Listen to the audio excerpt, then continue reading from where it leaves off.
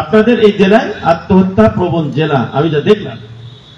যদি কেউ আত্মহত্যা করেই বসে তাহলে পোস্টমর্টেম অবশ্যই হবে।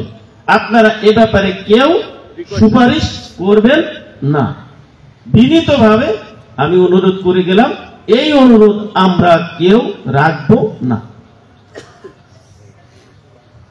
জমি জমা সংক্রান্ত বিষয় সবসময় থাকে, একটু ভেজাল থাকে। আপনাদের পারলে এলাকার লোকজন নিয়ে, বংশীয় লোকজন নিয়ে, আত্মীয় স্বজন নিয়ে মিটাই ফেলবেন। যদি মিটানো সম্ভব না হয় থানাতে অভিযোগ দিবেন যে আমাদের এই বিষয় আপনারা আমাদের একটু হেল্প করতে পারেন কিনা। আপনাদেরকে কি করতে পারেন না, উভয় পক্ষকে ডেকে শুনে মূল্যে বুঝে হয়তো বলবো যে বাবারে আপনার জমি জমা এই সমস্যা, অমুক পাবে অমুক পাবে না, এটা আদালতের ব্যাপার, আমাদের কাছে কিছু করার নেই, বা আপনার এইভাবে চলেন। অন্তত একটা মধ্যস্থতা করে দিতে পারে কিনা সেই চেষ্টাটা করব। তবে জমিতে ফসল বপন করবে যে কাটবে সে, ধান লাগাবে যে ধান কাটবে সে।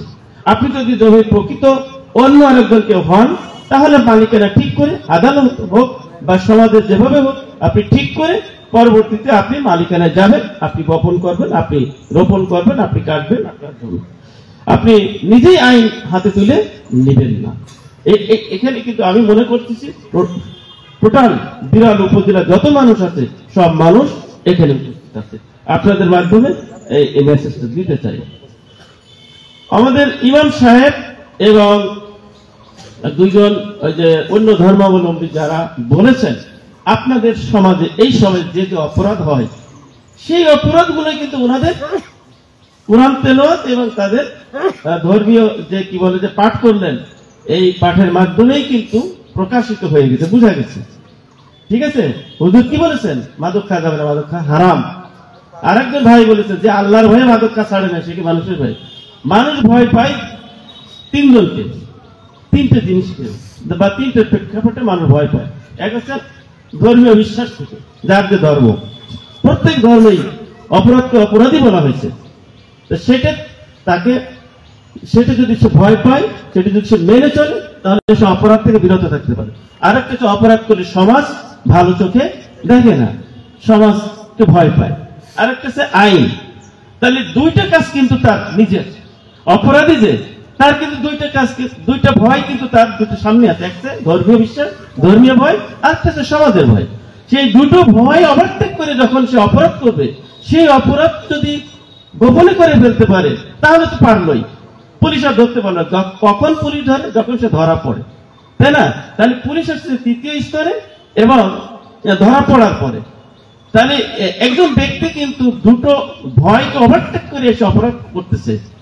এই জন্য তাকে সংশোধন করার জন্য এই যে সমাজের লোকজন, আপনারা যারা আছেন, ইমাম সাহেব আছে বা আরো যারা আপনারা যারা দায়িত্ব আছেন, এই যে সামনের কাতারে যারা আছেন বা আপনারা যারা মুরব্বী, আপনাদের উপর এই দায়িত্বটা বর্তায় যে তাকে ধর্মীয় ভয়টা দেওয়ানো, সমাজের ভয়। সমাজ, তুমি এই কাজ করতেছো, তুমি যে দাঁড়িয়ে প্রস্তাব করলে, দেখছো মানুষ দেখলো, তোমায় খারাপ বলবে, তুমি তোমার বাবা কত সম্মানীয় ছিল, তুমি যে দাঁড়িয়ে সিগারেট খাচ্ছ, তুমি যে তোমার সম্পর্কে শুনলাম এরকম, তোমার বাবা কত সম্মানীয় লোক ছিল, ভালো মানুষ ছিল, এটা বুঝাই দেন। এই দায়িত্ব কিন্তু ভাই আপনাদের। আচ্ছা, জুয়া খেলার ব্যাপারে, জুয়া খেলবেন না, জুয়া খেলা তো বেআইনি। যারা খেলবে তাদেরকে ঘৃণা করবেন, তাদেরকে ঘৃণা করবে, তাদেরকে আমরা আইনের আওতায় আনবো। যারা আওয়ামী লীগ করতো মানুষকে, আওয়ামী লীগ একটা রাজনৈতিক দল, তো রাজনৈতিক দল তারা রাজনৈতিক কার্যক্রম করবে, সরকার নিষিদ্ধ করলে নিষিদ্ধ হবে। যেমন ছাত্রলীগ নিষিদ্ধ হয়ে গেছে, এই নিষিদ্ধ ছাত্র সংগঠন তার কোনো কিছু করতে পারবে না। যারা নিষিদ্ধ তারা তো নিষিদ্ধ। এখন রাজনীতি যারা করে তারা তাদের রাজনৈতিক কার্যক্রম করবে, কিন্তু রাজনৈতিক কার্যকলাপের আড়ালে যেন কোনো সন্ত্রাসী কার্যকলাপ কেউ করতে পারবে। সে আওয়ামী লীগ হোক, ওই জামাত হোক, বিএনপি হোক বা যেই হোক, আপনারা আপনাদের রাজনৈতিক কার্যক্রম করবেন, আপনাদের সহযোগিতায় আমরা আছি। কিন্তু আপনারা আপনাদের দ্বারা যেন মানুষের ক্ষতি না হয়, এটা আপনারা একটু খেয়াল করবেন। যারা আওয়ামী লীগ করতো এবং যারা ডেভিল হয়ে গেছে তাদের কথা তো বললাম, তারা এখন মানুষের কাতারে চলে আসুক, মানুষ আপনাদেরকে গ্রহণ করবে। আপনারা যদি মানুষ না হন, ডেভিল যদি থাকেন, তাহলে পুলিশ আপনাদেরকে গ্রেফতার করবে। এই হচ্ছে বিষয়। তারপরে গ্রাম ভিত্তিক কমিটি, ভালো একটা কথা বলেছেন। গ্রাম ভিত্তিক আপনারা কমিটি করতে পারেন, পুলিশের সহযোগিতায় আপনারা করতে পারবেন। আপনারা একত্রিত হন, আমরা করে দিব, তাই না? কমিটি হয়েছে না, আছে না, হয়েছে। আচ্ছা, তারপর আরো যদি গ্রাম পর্যায়ে যেতে চাই অসুবিধা নেই, ঠিক আছে। গাড়ির কাগজপাতি, আপনারা যারা গাড়ি চালান, ঠিক আছে, গাড়ি চালাইতে গেলে মোটরসাইকেল হোক প্রাইভেট কার হোক, বাংলাদেশের আইন হচ্ছে আপনি গাড়ির কাগজ করবেন, আর আপনি গাড়ি চালাবেন, আপনার গাড়ি চালানোর ড্রাইভিং লাইসেন্স থাকতে হবে। এই দুটো জিনিস যদি আপনি না রাখেন বা না করেন, তাহলে তো আপনি আইন লঙ্ঘন করলেন। আইন লঙ্ঘন করলেন, আইন লঙ্ঘন করার জন্য আমাদেরকে সেই আপনার যারা আইন লঙ্ঘন করে, যে ড্রাইভিং লাইসেন্স নাই, তিনি যদি গাড়ি চালান তাহলে দুর্ঘটনার শিকার হবে। দুর্ঘটনা হলে কি মানুষ মারা যাবে, তাই না? এই জন্য কি করছে সরকার, আইন করছে যেন গাড়ি যেন ঠিক মতো চলে এবং যিনি চালাবে তিনি যেন ঠিক মতো চালান। এর জন্য মোটর যান আইন আছে, মোটর যান আইন আমাদের ট্রাফিক ডিভিশন এটা এই আইনটা প্রয়োগ করে থাকে। এর জন্য কি হয়, জরিমানা হয়, জরিমানা হলে আপনার বিশাল অঙ্কের একটা টাকা অর্থদণ্ড চলে যায়, তাই না? আপনারা দয়া করে এই কাজগুলো একটু করবেন। আপনাদের গাড়ি যেন আপনাদের পুলিশ যেন না করে, আপনার গাড়ি যদি ঠিক করে রাখেন পুলিশ ওকে ধরবে না, ঠিক আছে। 3 জন মোটরসাইকেল চলবে না, অ্যাক্সিডেন্ট হয়, হেলমেট ছাড়া গাড়ি চালাবেন না, বিনীতভাবে অনুরোধ করছি। এগুলো আপনাদের কাজ। বালু উত্তোলন, মাটি কাটা, আপনি কৃষি জমি থেকে মাটি কেটে পুকুর বানাইতে পারবেন না। পুকুর বানাইতে গেলে আপনাদেরকে কি করতে হয়, জমিটাকে মৎস্য চাষের রূপান্তর করতে হয়। এটা আইন করে, আইন ফলো করে অনুমতি নিয়ে করতে হয়, ঠিক আছে। অনুমতি ছাড়া, প্রপার অনুমতি ছাড়া একটা আবেদন দিলেন, রিসিভ কপি আইনে পুকুর কাটা শুরু করলেন, এটা করবেন না, ঠিক আছে। আর কৃষি জমিকে আপনারা মৎস্যতে নিয়ে যাবেন, এতে এর খারাপ দিক বেশি, ঠিক আছে। বা বাড়িঘর তৈরি করার ক্ষেত্রে আপনারা সতর্ক হবেন যেন কৃষি জমি নষ্ট না হয়।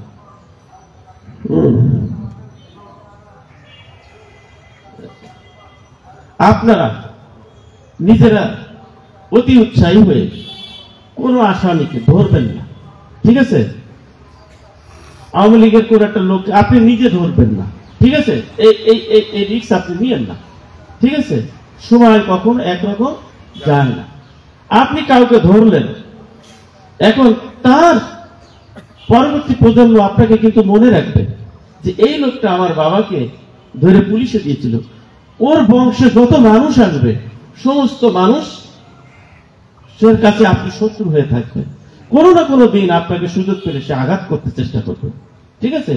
আপনি যারা আসামি বা খারাপ লোক, পারলে তথ্য দিবেন, না পারলে এই ধরছি পুলিশ আসেন, ঠিক আছে। এরকম যারা করছে ওই লোকটা ধরার পরে, এই কাজটা করার পরেই আপনার অনুশোচনা হবে, এখন তো আমি ইনসিকিউর যে আমি তো শত্রু নিজেই তৈরি করে ফেললাম, ঠিক আছে। আপনারা পারলে তথ্য দিবেন, কিন্তু আইন নিজে হাতে তুলে নিবেন না। এটা হয়তো আমাদের জন্য একটু ভালো হইলো যে আপনি ধরে দিলেন, তাই না, কিন্তু আপনি কিন্তু অনেকটা ইনসিকিউর হয়ে যাবেন, ঠিক আছে। এই কাজগুলো করবেন না। আর সুপারিশ, সুপারিশ শব্দটা এটা তো সবাই বুঝি যে সুপারিশ শব্দটা খারাপ, সুপারিশ করবেন না। তবে কোন লোক যদি এটা ভালো লোক, পুলিশ না বুঝে ধরে নিয়ে আসছে, তাই না, হতে তো পারে পুলিশকে কেউ বলছে যে এই লোকটা এরকম এরকম, ঠিক আছে। আপনি আইন কি বলে পুলিশদের নিয়ে আসলো, কিন্তু আপনি দেখতেছেন না তো এই লোকটা তো ভালো মানুষ, আর যে জন্য পুলিশ ধরে নিয়ে গেছে এ তো অন্যায় হয়েছে। আপনার কি দায়িত্ব কি পুলিশকে বলাতে, ভাই না না না না এটা ওর লোকটা ভালো, যে জন্য ধরেছেন আসলে সঠিক না। এটা কি করছে, হিংসার বশবর্তী হয়ে তাকে তথ্য দিয়ে পুলিশে ধরাই দিচ্ছে। এই কাজটা আপনারা করেন, ঠিক আছে, কারণ ওই লোকটাকে আপনি ভালো চেনেন। নিঃসন্দেহে এখানে যারা এই যে প্রায় 3-4 ঘন্টা আপনারা বসে আছেন, নিঃসন্দেহে সমাজের ভালোর জন্য, আপনার জনগণের ভালো প্রত্যাশা করেন বিদায় এত সময় ধরে এখানে বসে আছেন, অন্য কোনো কারণ না, ঠিক আছে।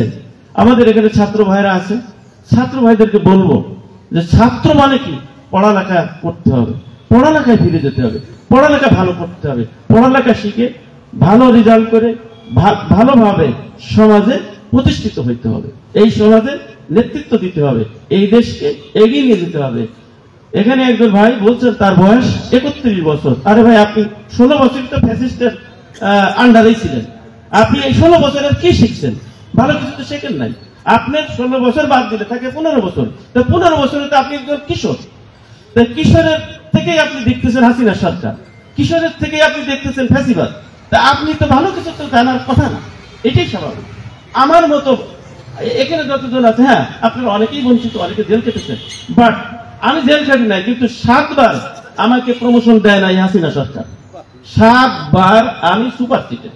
এই 5 তারিখের পরিবর্তনের পরে 20 আগস্ট আমি এসপি হিসাবে পদোন্নতি পাই, আর 30 আগস্ট আমি নাটোর জেলার পুলিশ সুপার হিসাবে যোগদান করি, আর এখানে 11 ফেব্রুয়ারি আমি আপনাদের জেলায় যোগদান করি। এই টোটাল 15টা বছর আমি এবং আমার পরিবার এই হাসিনা ফ্যাসিস্ট দ্বারা বঞ্চিত এবং নির্যাতিত। ঠিক আছে, আমি পুলিশের চাকরি করেও, ঠিক আছে, আমি আর ওই ব্যাখ্যায় যাচ্ছি না, এটা আমার বলার আমার প্রয়োজনও নেই। ঠিক আছে, কারণ সবাই ক্ষতিগ্রস্ত, এই দেশের মানুষ সবাই ক্ষতিগ্রস্ত। সে দেশের মানুষকে ক্ষতির ভিতরে ফেলছে এবং তার দলকে সবচেয়ে বেশি ক্ষতির ভিতরে ফেলছে, কি ঠিক কিনা? এখন আপনি বলেন তো, এই বাংলাদেশের সাধারণ জনগণ বেশি ক্ষতির মধ্যে পড়ছে না আওয়ামী লীগের লোকদের বেশি ক্ষতি করছে? তাহলে সে দেশকে ডুবাইছে, তার দলকে ডুবাইছে, আমাদের পুলিশ বাহিনীকে তো শেষ করে দিয়ে গেছে, তাই না? এখন আমরা অতীতে যা হয়ে গেছে তা হয়ে গেছে। এখন কি নতুন করে আমাদের দেশটাকে, আপনাদের এই বিরল থানাকে আপনারা নতুন করে সামনের দিকে, ভালোর দিকে, ভালোভাবে নিয়ে যাওয়ার জন্য এখানে যারা মুরব্বী সামনে আছে, তিনাদের নেতৃত্বে বা আরো যারা আছে সবার নেতৃত্বে, সবার বলিষ্ঠ সহযোগিতায় আপনারা আপনাদের উপজেলাকে সামনের দিকে নিয়ে যান। পুলিশের যেটা পার্ট, পুলিশ সেই পার্টে পুলিশ দায়িত্ব পালন করবে। কথা কি আমার কথা বুঝে গেছে? এই হচ্ছে আমার বক্তব্য। তবে আপনারা আপনাদের এই উপস্থিতি এবং এই বসে থাকা দেখে আমি সত্যিই মুগ্ধ, আপনাদের প্রতি কৃতজ্ঞ। আপনারা আপনাদের মন খুলে কথা বলে